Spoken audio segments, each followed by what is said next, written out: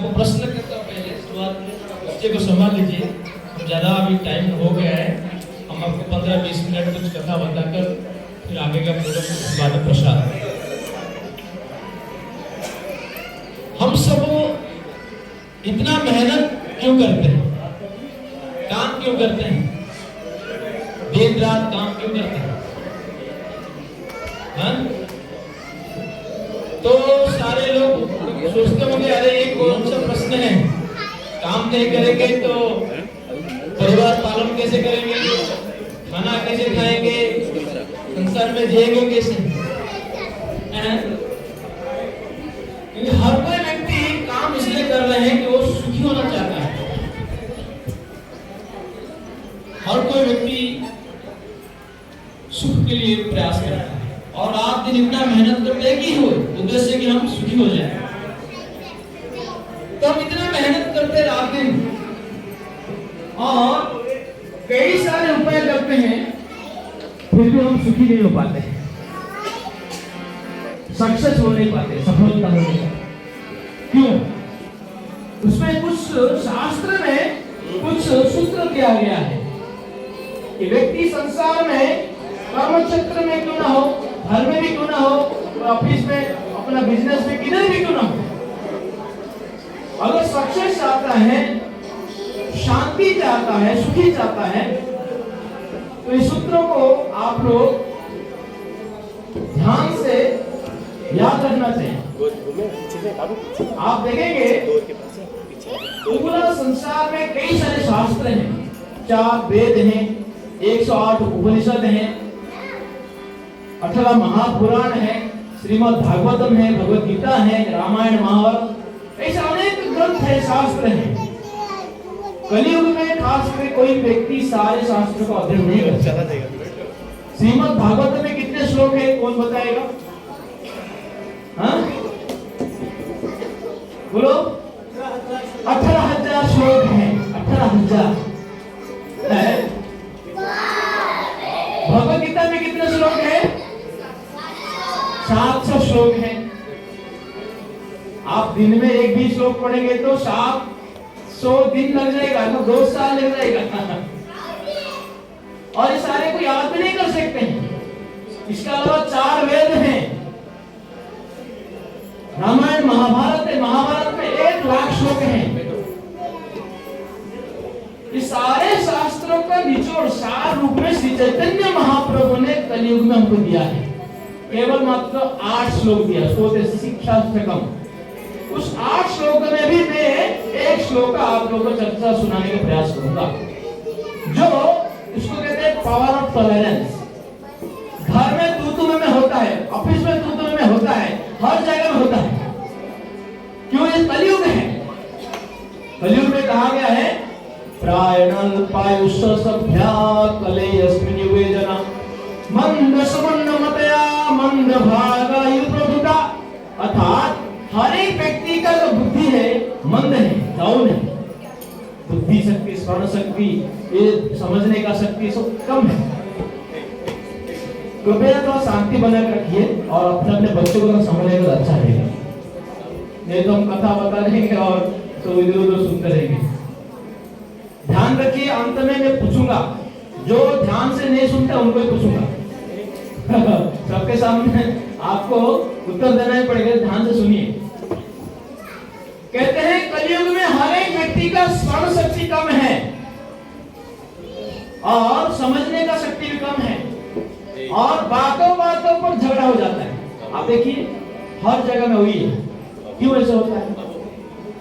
इसीलिए श्री चैतन्य महाप्रभु कहते हैं अगर व्यक्ति संसार में एक सफलता जीवन जीना चाहता है, शांति में जीना चाहता है, इस श्लोक को, इस जो मैं बताने वाला हूं, उसको ध्यान से श्रवण कीजिए और प्रयास कीजिए उसे घर पे लेने की। वो क्या कहते हैं? पुनन्दपि सुनीचेनं तरोरपि सहिष्णुना अमानेन मानदेनं कीर्तनीय सदा हरि। पुनन्दपि सुनीचेनं तरोरपि सहिष्णुना अमानेन मानदेनं कीर्तनीय सदा हरि। देखिए पूरा शास्त्र का सार इसी श्लोक में है। तृणांतपि सुनिचेन। तृण मतलब क्या है? घास। तृण का अर्थ है घास, एक तिनका।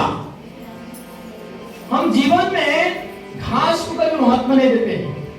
रास्ते में चलते हैं, रोड पे कई घास है, उसके ऊपर बैठ जाते हैं, कुचल देते हैं, गार्डन में जाते हैं, पार्क में जाते हैं, लेकिन घास को कोई महत्व नहीं देते हैं।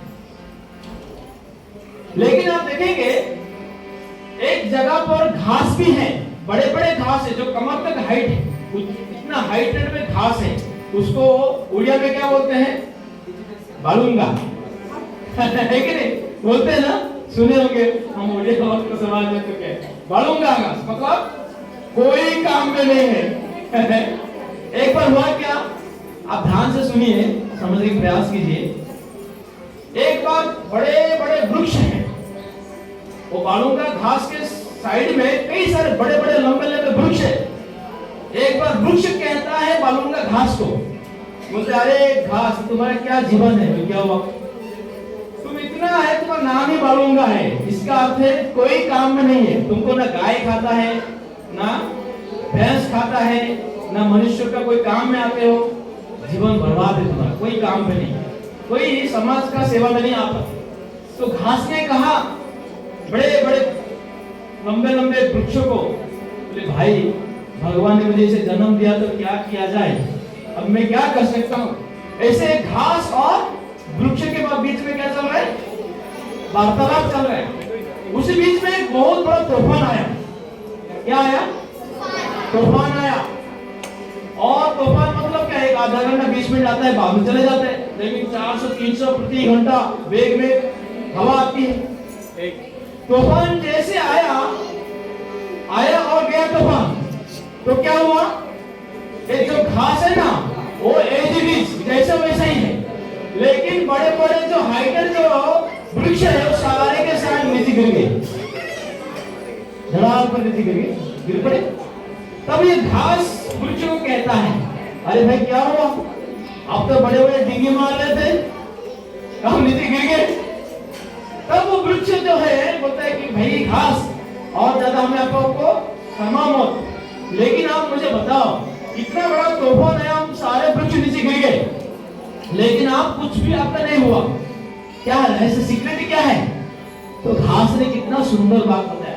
उन्होंने कहा मैं कभी डिंगी नहीं मारता हूं, लेकिन जैसे तूफान आया मैं अपने आप को क्या करता हूं, झुका देता हूं। घास क्या हवा में क्या करता हो, झुक जाता है, उसके ऊपर से हवा तूफान चले जाता है। और वृक्ष जो है वो छाती फुला कर डिंगे मार के देखता है तो उसको नीचे गिरा देता है। इसलिए कहते हैं तृणांदपि सुनिचेनम तरोरपि सहिष्णुना। व्यक्ति को जीवन में सक्सेस जीवन, सफलता, शांति का जीवन चाहता है तो घास जैसे नम्रता का स्वीकार करना पड़ेगा। घास से आपको सीखना है कि नहीं? देखो घास कितना बड़ा इंपॉर्टेंट बात हमको सिखाती है। घर में भी अगर सुख चाहते हैं, शांति चाहते हैं तो नम्रता होना ही पड़ेगा व्यक्ति, दोनों को, पति पत्नी सबको। इसीलिए यहाँ पर हमारा जो पावर ऑफ टॉलरेंस है, तो सहिष्णुता जो है, पहले आएगा नम्रता। आप नम्रता है तो आप सहन कर सकते हैं। अहंकार व्यक्ति कभी भी सहन नहीं कर सकता है, गुस्सा करेगा, झगड़ा करेगा, अशांति क्रिएट करेगा, सब कुछ होगा, बिगड़ जाएगा। इसीलिए यहाँ पर हमें शास्त्र सिखाता है। आप देखिए तृणांतपि सुनिचेन, हमारा उड़ीसा जो उड़िया भाई लोग हैं, दंडनाच हमारे एक फॉक डांस है, इसको दंडनाच कहते हैं। तो रात्रि को जो आएगा काली माँ का एक प्रोग्राम है, तो मैंने देखा, तभी मैं भक्त नहीं बना था, तो गांव के लोग क्या करते हैं, मैं वो माँ के सामने ना आने से पहले दंडवत ऐसे प्रणाम करके सो जाते हैं, और मुंह में क्या लेते हैं मालूम है, वो तिनका लेते रहते हैं, आप देखे होंगे। और मैंने कई लोगों को पूछा भाई इस मुंह में लेके क्यों दंडवत प्रणाम करते हैं, इसका उत्तर कहीं नहीं दे पाते। किसको मालूम है? आप कौन बताएगा? तिनका जो है नम्रता का प्रतीक है। वो माँ को, काली को बोलते हैं कि मैं तिनका जैसे बड़ा नम्र होकर आपको शरण में आया हूँ, आप मुझे कृपा करो, इसलिए तिनका मुंह में लेते हैं। समझ में अभी आपको? इसीलिए हमें अपना जीवन में अगर सफलता चाहते हैं, घर में शांति चाहते हैं, सुख चाहते हैं, तो व्यक्ति को नम्रता होना जरूरी है। कहते हैं अशांतस्य कृतो सुखम, अर्थात अशांति व्यक्ति जीवन में सुखी नहीं सकता है। तो शांति प्राप्त करने के लिए, सुखी होने के लिए व्यक्ति को नम्रता होना जरूरी है। बिना नम्रता में कोई व्यक्ति सफलता नहीं हुआ है, सफलता हासिल नहीं किया है। अब दूसरा श्लोक का दूसरा पाठ चलते हैं। दूसरा उदाहरण मैं देना चाहता हूँ। समुद्र में कई लोग स्नान करते हैं, समुद्र में लहर आते हैं ना, एक के बाद एक के बाद। तो जब मैं ब्रह्मचर्य भक्त था, हम लोग 50 लोग यात्रा में गए, 50 से 70 लोग थे। अभी हम लोग भी यात्रा जाने वाले हैं, हम आपको अंत में अनाउंस करूंगा।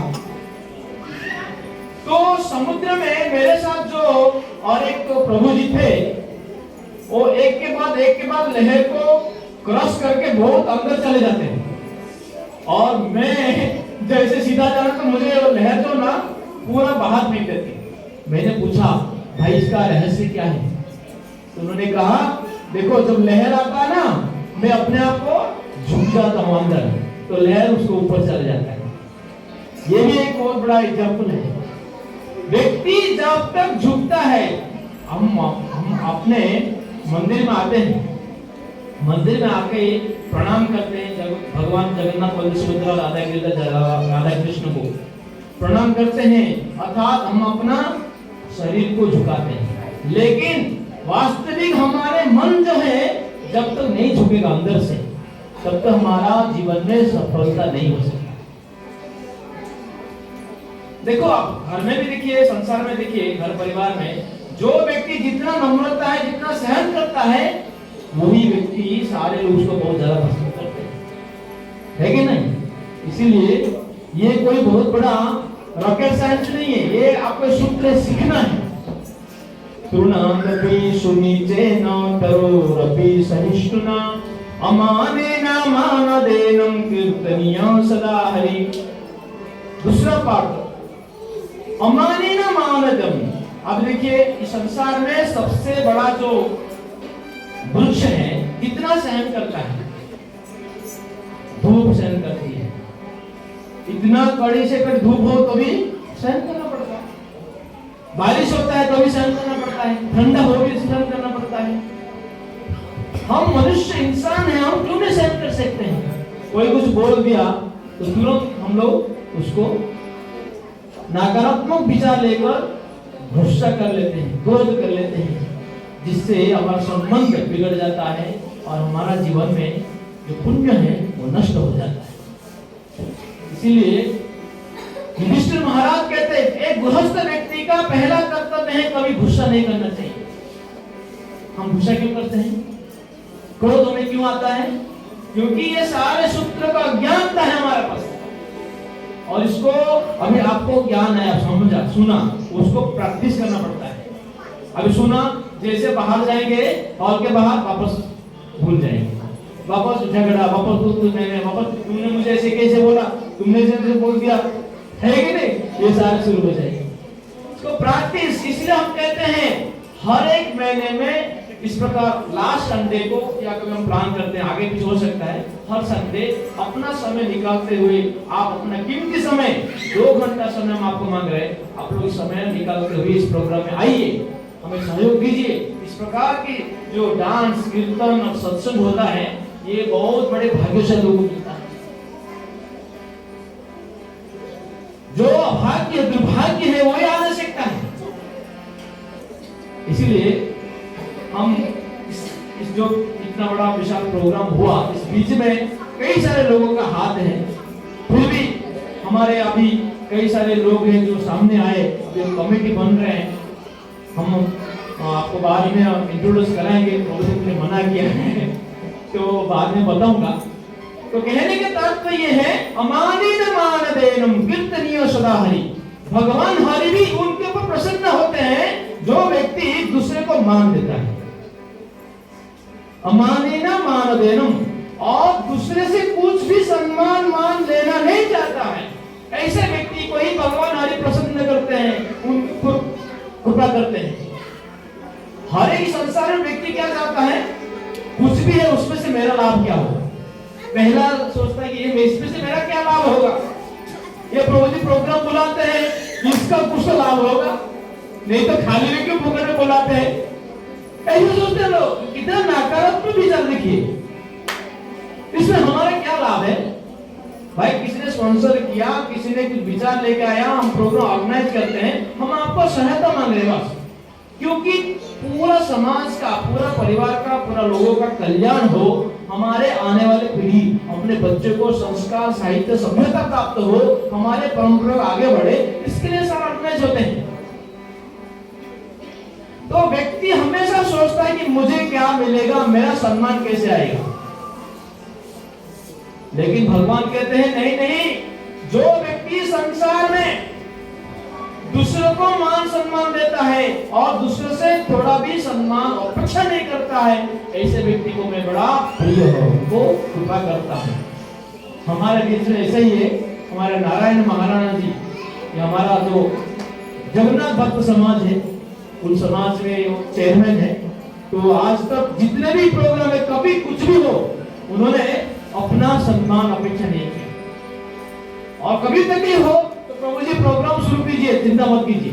तो मैं चाहूंगा उनके लिए आप सब लोग बढ़ के एक ताली से उसको स्वागत कीजिए, बहुत धन्यवाद आशीर्वाद दीजिए।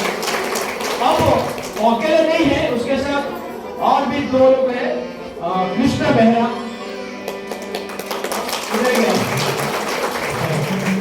और हमारा दूसरा एक है और ट्रेनर, उसका नाम है लोकनाथ दास, आज आए नहीं, बाहर गए हैं परिवार के साथ। और उसके सबको हेल्पिंग के लिए 15 लोग हैं, वो सारे 15 लोग आ जाएं।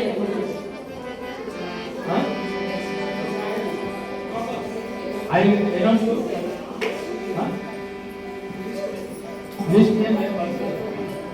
तो बाद में मैं आपको परिचय कराऊंगा कि कौन कौन है सारे लोग, क्योंकि ये बहुत बड़ा हमें आगे बड़ा सोच है।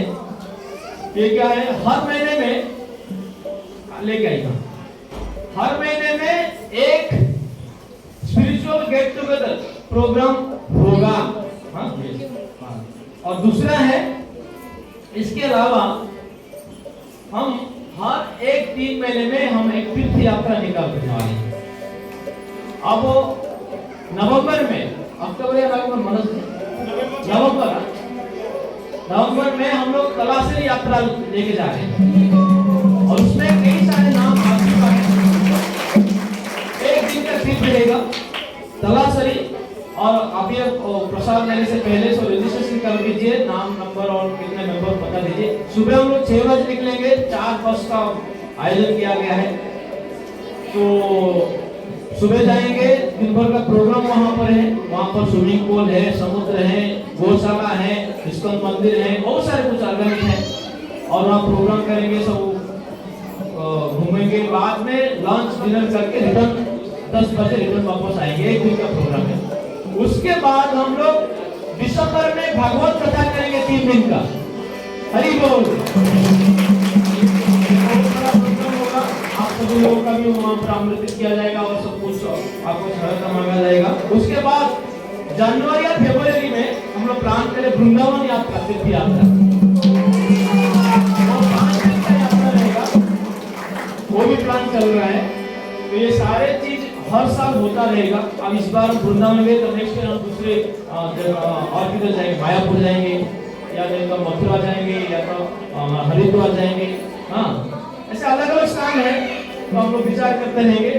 तो हमारा पंडा भाई आगे, पंडा हमारे कोटेश्वर राव, ये प्रभु जी है हमारे। उसके बाद केदारनाथ बता दिया, तपन महाराणा और मनोज पात्र, दीपक साहू, कालंदी प्रधान, कालंदी तो आए हैं, थैंक यू। किशोर पात्र, हाँ, जगबंधु पात्र, ताली लगे, फिरोज महाराणा, पद्मनाभ पात्र आए हैं, सीताराम आए हैं, रविंद्र बारिक आए हैं, तुलिप पानी ग्रही और हमारा बहुत सारे हैं शर्मिष्ठा जी, कौन है शर्मिष्ठा जी? बाहर गए। हाँ हमारा सुप्रभा जी, कल्पना साहू, हमारा प्रहलाद जी, ऐसे अनेक अनेक पूरा है, संतोष है, गिरीशा सर, तो ये सारे लोग हैं। हम यहाँ पर आपको और ज्यादा लंबा, क्योंकि ऑलरेडी 9 से हम लोग 9:30 बजे तक हुआ है। और कुछ अनाउंसमेंट है?